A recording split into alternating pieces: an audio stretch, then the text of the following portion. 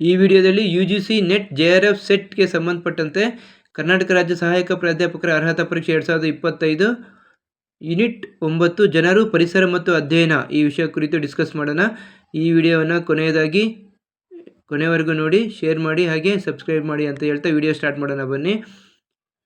ಈ ವಿಡಿಯೋ ಒಳಗೊಂಡಿರುವಂಥ ಅಂಶಗಳು ನೋಡಿ: ಅಂತಾರಾಷ್ಟ್ರೀಯ ಒಪ್ಪಂದಗಳು, ಮಾಂಟ್ರಿಯಲ್ ಪ್ರೋಟೋಕಾಲ್, ರಿಯೋ ಶೃಂಗಸಭೆ, ಜೀವವೈವಿಧ್ಯ ಒಪ್ಪಂದ, ಕ್ಯೋಟೋ ಪ್ರೋಟೋಕಾಲ್, ಪ್ಯಾರಿಸ್ ಒಪ್ಪಂದ, ಅಂತಾರಾಷ್ಟ್ರೀಯ ಸೌರ ಒಕ್ಕೂಟ ಮತ್ತು ಮಾದರಿ ಪ್ರಶ್ನೆಗಳನ್ನು ಒಳಗೊಂಡಿದೆ.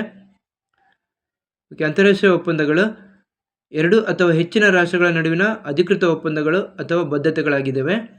ಎರಡು ರಾಷ್ಟ್ರಗಳ ನಡುವಿನ ಒಪ್ಪಂದವನ್ನು ದ್ವಿಪಕ್ಷೀಯ ಒಪ್ಪಂದ ಎಂದು ಕರೆಯಲಾಗುತ್ತೆ, ಹಾಗೂ ಹಲವು ದೇಶಗಳ ನಡುವಿನ ಒಪ್ಪಂದವನ್ನು ಬಹುಪಕ್ಷೀಯ ಒಪ್ಪಂದ ಎಂದು ಕರೆಯಲಾಗುತ್ತೆ. International agreements are formal understandings or commitments between two or more countries. An agreement between two countries is called bilateral, while an agreement between several countries is multilateral. Montreal Protocol 1987. The Montreal Protocol, finalized in 1987, is a global agreement to protect the stratospheric ozone layer. Date signed September 16, 1986. Date effect January 1st, 1987. 16th September is the International Day for the Preservation of the Ozone Layer. It celebrates the anniversary of the day the Montreal Protocol announced. Montreal ಶಿಷ್ಟಾಚಾರವನ್ನು 1987ರಲ್ಲಿ ಅಂತಿಮಗೊಳಿಸಲಾಯಿತು. ಜಾಗತಿಕ ಮಟ್ಟದಲ್ಲಿ ವಾತಾವರಣದ ozone ಪದರವನ್ನು ರಕ್ಷಿಸಲು ಮಾಡಿಕೊಂಡಂಥ ಒಪ್ಪಂದವಾಗಿದೆ.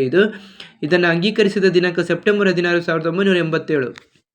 September 16 ಅಂತಾರಾಷ್ಟ್ರೀಯ ozone ಪದರ ಸಂರಕ್ಷಣೆ ದಿನವೆಂದು ಆಚರಿಸಲಾಗುತ್ತದೆ. ಈ ದಿನವನ್ನು ಮಾಂಟ್ರಿಯಲ್ ಶಿಷ್ಟಾಚಾರ ಎಂದು ಘೋಷಿಸಿದ ದಿನದ ವಾರ್ಷಿಕೋತ್ಸವವಾಗಿ ಆಚರಿಸಲಾಗುತ್ತೆ. ಮಾಂಟ್ರಿಯಲ್ ಶಿಷ್ಟಾಚಾರ 246ಕ್ಕೂ ಹೆಚ್ಚು ಕೈಗಾರಿಕಾ ಕ್ಷೇತ್ರಗಳಲ್ಲಿ ಸಾವಿರಾರು ಉಪಯೋಗಗಳಲ್ಲಿ 96 ಓಝೋನ್ ಹಾಳು ಮಾಡುವ ರಾಸಾಯನಿಕಗಳನ್ನು ಹೊರಸೂಸುವಿಕೆ ಮತ್ತು ಉತ್ಪಾದನೆಯನ್ನು ಕಡಿಮೆ ಮಾಡುವ ಉದ್ದೇಶವನ್ನು ಈ ಒಪ್ಪಂದ ಒಳಗೊಂಡಿದೆ. Rio summit 1992, held in Rio de Janeiro, Brazil.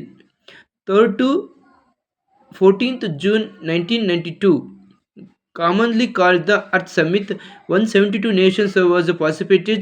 Earth Hour celebrated every year last week of the March. Rio Summit 1992, held in Rio de Janeiro of Brazil. Rio de Janeiro ಬ್ರೆಜಿಲ್ನಲ್ಲಿ ನಡೆಯಿತು. ಬ್ರೆಜಿಲ್ನ ರಿಯೋ ಡಿ ಜನೈರೋದಲ್ಲಿ ನಡೆಯಿತು. June 3ರಿಂದ June 14, 1992ರವರೆಗೆ ಈ ಒಂದು ಸಮ್ಮೇಳನ ನಡೆಸಲಾಗುತ್ತೆ. ಸಾಮಾನ್ಯವಾಗಿ ಇದನ್ನು ಪೃಥ್ವಿ ಶೃಂಗಸಭೆ ಎಂದು ಕೂಡ ಕರೀತಾರೆ. 172 ರಾಷ್ಟ್ರಗಳು ಈ ಒಂದು ಸಮ್ಮೇಳನದಲ್ಲಿ ಪಾಲ್ಗೊಂಡಿದ್ದು, ಪ್ರತಿ ವರ್ಷ ಮಾರ್ಚ್ ತಿಂಗಳ ಕೊನೆಯ ವಾರದಲ್ಲಿ ಅರ್ತ್ ಅವರನ್ನು ಆಚರಿಸಲಾಗುತ್ತೆ. ಅಂದರೆ ರಾತ್ರಿ ಸಮಯದಲ್ಲಿ 1 ಗಂಟೆ ಕರೆಂಟನ್ನು ತೆಗೆಯುವ ಮೂಲಕ ಪ್ರಪಂಚದಾದ್ಯಂತ ಈ ಒಂದು ಆಚರಣೆ ಮಾಡಲಾಗುತ್ತೆ. Convention on biological diversity 1992, signed 5th June 1992 and 4th June 1993, effect from 29th December 1993 in Rio Janeiro of Brazil and New York of United States. A convention is an agreement or contract. The Convention on Biological Diversity is an agreement between countries based on natural and biological resources. ಜೀವವೈವಿಧ್ಯ ಒಪ್ಪಂದ 1992. ಈ ಒಪ್ಪಂದವು 1992 June 5ರಂದು Rio de Janeiro, ಬ್ರೆಜಿಲ್ನ Rio de ಜನೈರೋದಲ್ಲಿ ಈ ಒಪ್ಪಂದಕ್ಕೆ ಸಹಿ ಹಾಕಲಾಗುತ್ತೆ. ಮತ್ತು 1993 ಜೂನ್ 4ರವರೆಗೆ ಸದಸ್ಯ ರಾಷ್ಟ್ರಗಳ ಸೇರ್ಪಡೆಗಾಗಿ ಅವಕಾಶ ನೀಡಲಾಗಿತ್ತು. ಈ ಒಪ್ಪಂದ ಜಾರಿಗೆ ಬಂದ ವರ್ಷ 1993 ಡಿಸೆಂಬರ್ 29ರಂದು ಇದು ಜಾರಿಗೆ ಬಂತು. ಸ್ಥಳಗಳು ಜಾರಿಗೆ ಬಂದಂಥ ಸ್ಥಳಗಳು ಬ್ರೆಜಿಲ್ನ ರಿಯೋ ಡಿ ಜನೈರೋ ಮತ್ತು ಅಮೆರಿಕದ ನ್ಯೂಯಾರ್ಕ್ನಲ್ಲಿ ಜಾರಿಗೆ ತರಲಾಗುತ್ತೆ. ಜೀವವೈವಿಧ್ಯ ಒಪ್ಪಂದ ಎನ್ನುವುದು ನೈಸರ್ಗಿಕ ಮತ್ತು ಜೈವಿಕ ಸಂಪನ್ಮೂಲಗಳನ್ನು ಸಂರಕ್ಷಿಸುವುದಾಗಿದೆ. ಪ್ರಮುಖ ಅಂಶಗಳು: ಜೀವವೈವಿಧ್ಯವನ್ನು ಸಂರಕ್ಷಿಸುವುದು, ಪರಿಸರ ವ್ಯವಸ್ಥೆಗಳು, ಜಾತಿಗಳು ಮತ್ತು ಆನುವಂಶಿಕ ವೈವಿಧ್ಯವನ್ನು ರಕ್ಷಿಸುವುದು, ಜೀವವೈವಿಧ್ಯದ ಅಂಶಗಳನ್ನು ಸುಸ್ಥಿರವಾಗಿ ಬಳಸುವುದು, ದೀರ್ಘಾವಧಿಯಲ್ಲಿ ಹಾನಿ ಉಂಟಾಗದ ರೀತಿಯಲ್ಲಿ ಬಳಸುವುದು, ಆನುವಂಶಿಕ ಸಂಪನ್ಮೂಲಗಳ ಬಳಕೆಯಿಂದ ಲಭಿಸುವ ಲಾಭಗಳನ್ನು ನ್ಯಾಯಸಮ್ಮತ ಮತ್ತು ಸಮಾನವಾಗಿ ಹಂಚಿಕೊಳ್ಳುವುದು, ವಿಶೇಷವಾಗಿ ಸ್ಥಳೀಯ ಸಮುದಾಯಗಳು ಮತ್ತು ಅಭಿವೃದ್ಧಿಶೀಲ ರಾಷ್ಟ್ರಗಳಿಗೆ ಸಾಮಾನ್ಯವಾಗಿ ಲಾಭಗಳನ್ನು ತಲುಪುವಂತೆ ನೋಡಿಕೊಳ್ಳುವುದು. Kyoto Protocol. The United Nations organized a conference in Kyoto, Japan to draft an agreement to reduce global greenhouse gas emission. It was adopted in Kyoto, Japan on December 11, 1997 and entered into force on February 16, 2005. Greenhouse gases: carbon dioxide CO2, methane CH4, nitrous oxide N2O. Nitrous oxide N2O, methane CH4, carbon dioxide CO2. These are the greenhouse gases. Kyoto ಶಿಷ್ಟಾಚಾರ 1997. ಸಂಯುಕ್ತ ರಾಷ್ಟ್ರ ಸಂಸ್ಥೆ ಜಾಗತಿಕ ಹಸಿರುಮನೆ ಅನಿಲಗಳ ಉತ್ಸರ್ಜನೆಯನ್ನು ಕಡಿಮೆ ಮಾಡುವ ಒಪ್ಪಂದವನ್ನು ರಚಿಸಲಾಗುತ್ತೆ. ಜಪಾನ್ನ ಕ್ಯೂಟೋದಲ್ಲಿ ಒಂದು ಸಮ್ಮೇಳನವನ್ನು ಆಯೋಜಿಸಲಾಗುತ್ತೆ. ಈ ಒಪ್ಪಂದವನ್ನು ಡಿಸೆಂಬರ್ 11, 1997ರಂದು ಜಪಾನ್ನ ಕ್ಯೋಟೋದಲ್ಲಿ ಅಂಗೀಕರಿಸಲಾಯಿತು ಮತ್ತು ಫೆಬ್ರವರಿ 16, 2005ರಂದು ಇದು ಅಧಿಕೃತವಾಗಿ ಜಾರಿಗೆ ಬಂತು. ಹಸಿರುಮನೆ ಅನಿಲಗಳನ್ನು ಪಟ್ಟಿ ಮಾಡಲಾಗುತ್ತೆ: ಕಾರ್ಬನ್ ಡೈಆಕ್ಸೈಡ್, ಕಾರ್ಬನ್ ಮಾನಾಕ್ಸೈಡ್ ಮತ್ತು ನೈಟ್ರಸ್ ಆಕ್ಸೈಡ್ ಅಂತ. Paris agreement. It was held from 30th November 2015 to 12th December 2015 with the due concern of the mankind. 196 countries had gathered in Paris for an universal agreement to work together towards restricting. The agreement affirms the goal of keeping average warming below 2 degrees Celsius, also urging parties to pursue efforts to limit it to 1.5 degrees Celsius. Climate resilience and low greenhouse gas emission development to increase food production. Paris ಒಪ್ಪಂದ 2015. ಇದು 2015ರ November 30ರಿಂದ December 12ರವರೆಗೆ ನಡೆಯಿತು. ಮಾನವ ಸಂರಕ್ಷಣೆ ಹಿತಚಿಂತನೆಯೊಂದಿಗೆ 196 ದೇಶಗಳು ಪ್ಯಾರಿಸ್ನಲ್ಲಿ ಒಟ್ಟುಗೂಡಿ ತಾಪಮಾನ ಏರಿಕೆಯನ್ನು ನಿಯಂತ್ರಿಸಲು ಪರಸ್ಪರ ಸಹಕಾರದ ಸಾಮೂಹಿಕ ಒಪ್ಪಂದಕ್ಕೆ ಬರ್ತವೆ. ಈ ಒಪ್ಪಂದಕ್ಕೆ ಸಹಿ ಆಗ್ತವೆ. ಈ ಒಪ್ಪಂದವು ಸರಾಸರಿ ತಾಪಮಾನ ಏರಿಕೆಯನ್ನು 2 ಡಿಗ್ರಿ ಸೆಲ್ಸಿಯಸ್ಗಿಂತ ಕಡಿಮೆ ಇಡಲು ಗುರಿಯನ್ನು ಪುನರುಚ್ಚರಿಸುತ್ತವೆ. ಇದನ್ನು 1.5 ಡಿಗ್ರಿ ಸೆಲ್ಸಿಯಸ್ಗೆ ಮಿತಿಗೊಳಿಸಲು ಪ್ರಯತ್ನಿಸಲು ಎಲ್ಲ ಪಕ್ಷಗಳನ್ನು ಅಂದರೆ ಎಲ್ಲ ದೇಶಗಳನ್ನು ಒತ್ತಾಯಿಸಲಾಗುತ್ತೆ. ಹವಾಮಾನ ಸ್ಥೈರ್ಯ ಹಾಗೂ ಕಡಿಮೆ ಹಸಿರುಮನೆ ಅನಿಲ ಉತ್ಸರ್ಜನೆಯ ಅಭಿವೃದ್ಧಿಯ ಮೂಲಕ ಆಹಾರ ಉತ್ಪಾದನೆಯನ್ನು ಹೆಚ್ಚುಗೊಳಿಸೋದು ಇದರ ಮುಖ್ಯ ಗುರಿಯಾಗುತ್ತೆ. International Solar Alliance 2015. The launch of the International Solar Alliance was announced by Narendra Modi, the honourable prime minister of India, on 30th November 2015. More than 20 countries signed a framework agreement on International Solar Alliance. ಅಂತಾರಾಷ್ಟ್ರೀಯ ಸೌರ ಒಕ್ಕೂಟವನ್ನು ಪ್ರಾರಂಭ ಮಾಡಿದಂಥ ಭಾರತದ ಗೌರವಾನ್ವಿತ ಪ್ರಧಾನಮಂತ್ರಿ ನರೇಂದ್ರ ಮೋದಿಜಿ ಅವರು 2015ರ November 30ರಂದು ಈ ಒಂದು ಒಪ್ಪಂದವನ್ನು ಘೋಷಿಸ್ತಾರೆ.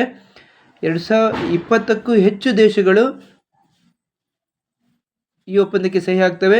ಈ ಒಪ್ಪಂದದ ಸ್ಥಾಪನೆ ಉದ್ದೇಶ ಏನಪ್ಪ ಅಂದರೆ ಸೌರಶಕ್ತಿ ಬಳಕೆಯನ್ನು ಉತ್ತೇಜಿಸುವುದು ಮತ್ತು ಸೌರಶಕ್ತಿಯ ಮೂಲಕ ಶುದ್ಧ ಸುಸ್ಥಿರ ಇಂಧನವನ್ನು ಒದಗಿಸುವುದು. ಸದಸ್ಯತ್ವ ರಾಷ್ಟ್ರಗಳು ನೋಡಿ, ಪ್ರಾರಂಭದಲ್ಲಿ 20ಕ್ಕೂ ಹೆಚ್ಚು ದೇಶಗಳು ಚೌಕಟ್ಟು ಒಪ್ಪಂದಕ್ಕೆ ಈ ಒಂದು ಒಪ್ಪಂದಕ್ಕೆ ಸಹಿ ಹಾಕಿದವು. ಇದರ ಕೇಂದ್ರ ಕಚೇರಿ ಭಾರತದ ಹರಿಯಾಣದ ಗುರುಗ್ರಾಮ್ನಲ್ಲಿದೆ. ಇದರ ಪ್ರಮುಖ ಗುರಿ ಸೌರಶಕ್ತಿ ಬಳಕೆಯನ್ನು ಹೆಚ್ಚಿಸುವುದು, ಹಸಿರುಮನೆ ಅನಿಲಗಳ ಹೊರಸೂಸುವಿಕೆಯನ್ನು ಕಡಿಮೆ ಮಾಡುವುದು, ಸುಸ್ಥಿರ ಇಂಧನ ಉತ್ಪಾದನೆಯ ಮೂಲಕ ಹವಾಮಾನ ಬದಲಾವಣೆ ವಿರುದ್ಧ ಹೋರಾಡುವುದು ಇದರ ಮುಖ್ಯ ಗುರಿಯಾಗಿದೆ. ನೋಡಿ key points. Montreal Protocol 1987 entered in 1989. ಇದರ ಮುಖ್ಯ ಗುರಿ ಓಝೋನ್ ಲೇಯರ್ ಅನ್ನು ಸಂರಕ್ಷಣೆ ಮಾಡುವುದು. Rio summit 1992 environment protection and sustainable development ಈ ಒಂದು ಒಪ್ಪಂದದ ಮುಖ್ಯ ಗುರಿಯಾಗಿದೆ. Convention on biological diversity 1992 entered in 1993. ಇದರ ಮುಖ್ಯ ಗುರಿ conservation of biodiversity. Kyoto Protocol 1997 entered in 2005. ಇದರ ಮುಖ್ಯ ಗುರಿ to reduce green house gases. Paris agreement 2016 action against climate change and global warming is the main aim. International Solar Alliance 2015 to encourage solar energy is the main aim. Now move on to the questions and answers regarding this topic. First question: when the Montreal Protocol was enacted? in 1989. Option D is the right answer. Second question, the Montreal Protocol relates to the following: ozone layer. Option C is the right answer. Next, third question, Rio Summit 1992 held in Brazil. Option D is the right answer. Kyoto Protocol, it is related to greenhouse gas emission. Option A is the right answer. Fifth question, when the International Solar Alliance was announced? In 30th November 2015. Option C is the right answer. Sixth question, the main aim of the Paris Agreement is to restrict global warming below 2 degrees Celsius and pursue efforts to limit it to 1.5 degrees Celsius. Option C is the right answer. Next question, seventh question, which international organization facilitated the Paris Agreement? UNFCCC, United Nations Framework Convention on Climate Change. Option B is the right answer. UNFCCC. Next question, Paris Agreement entered into force on November 4, 2016. Option A is the right answer. Next question, ninth one. One of the major objectives of the Paris Agreement is to enhance climate resilience and low greenhouse gas emission development. Option B is right answer. Next, 10th question. Which of the following substances are controlled under the Montreal Protocol? The chlorofluorocarbons. Next question, which international organization oversees the implementation of the Montreal Protocol? So UNEP, United Nations Environment Program. Option B is right answer. Next question, 12th question, the Rio Summit 1992 was officially known as UNCD, United Nations Conference on Environment. Option A is right answer. 13th question, which important global convention was adopted during the Rio Summit?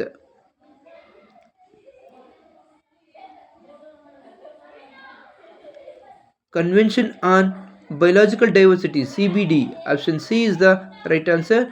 14th question, which global concept was strongly promoted in the Rio Summit? Sustainable development. Option B is the right answer. Next, 15th question, how many countries have participated in Rio Earth Summit 1992? 172 countries. Option B is the right answer. Thank you for watching. Share ಮಾಡಿ, subscribe ಮಾಡಿ.